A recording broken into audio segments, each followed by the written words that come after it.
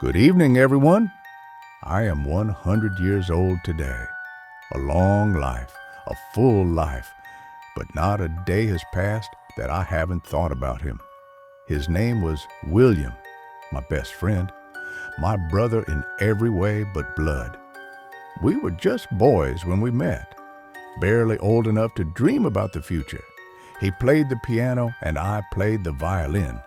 We would sit for hours, him pressing the keys, me following his lead, lost in the music.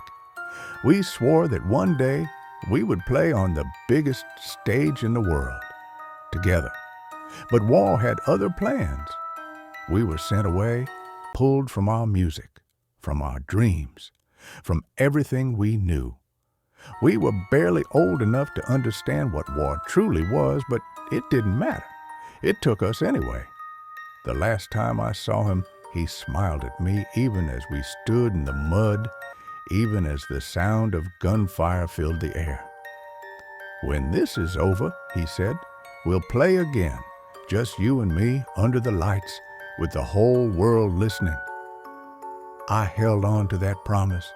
Even when I watched him march forward, even when I heard the explosion, even when I screamed his name into the smoke-filled air, they told me he was gone, that there was no body to bury, that the friend I had grown up with, the boy who had taught me how to listen to the notes between the silence, was just gone.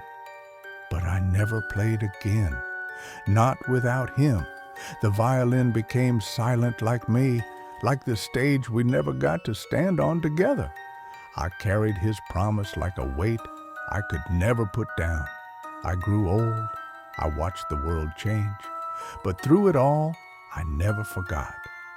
I have lived through an entire century, seen generations rise and fall, seen technology replace things we never imagined could disappear.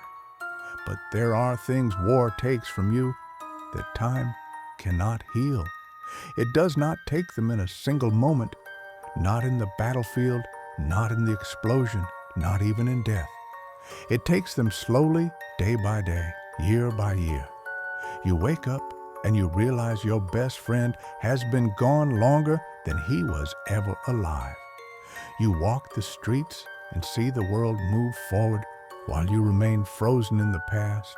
And every time I walked by a piano, I expected to hear his music. Every time I held my violin, I expected to hear his laughter. But the silence only grew louder, and so I let the dust settle over the strings. I let the violin sleep untouched, like the memories I couldn't bear to relive, until tonight. Tonight, I play for him, the song we never got to finish, the song I promised him. And I hope wherever he is listening.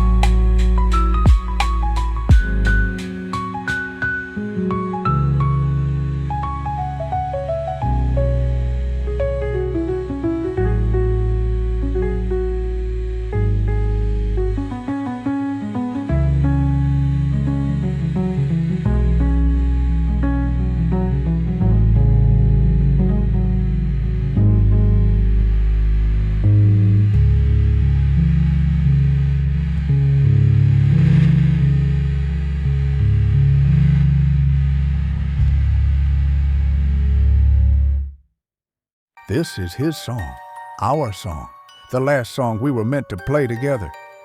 The notes rise, lifting into the air like ghosts of the past, like echoes of laughter from a time that no longer exists. I can almost hear him beside me, fingers dancing over the piano keys, smiling like he used to. For a moment, I am not here. I am back in that small room where we first played, two boys with dreams too big for their small hands. I can hear his voice, clear as day, teasing me when I miss a note, laughing when I get frustrated, telling me we'll be great someday. The music swells, the weight of time pressing into every note, every vibration of the strings. My fingers ache, my breath catches, but I do not stop. I cannot stop. This is not just music. This is memory. This is a promise. This is everything I have left to give. And as the melody reaches its peak, something shifts. The air feels different, lighter, warmer. For decades I have lived with the cold presence of grief, the weight of an unfinished promise. But tonight, for the first time, I feel something else, a warmth against my shoulder, a presence beside me, though I dare not turn my head. As the last note fades into silence, my hands tremble. I close my eyes, letting the sound linger in the air, hoping, just hoping. And then I hear it, a single note, software, distant, the sound of a piano playing in the empty air. I open my eyes, but the stage is silent. The audience is holding their breath, frozen, lost in the moment. But I know what I heard, a note, a reply, a promise, finally fulfilled. I smile. The violin rests in my lap. Thank you for waiting, William.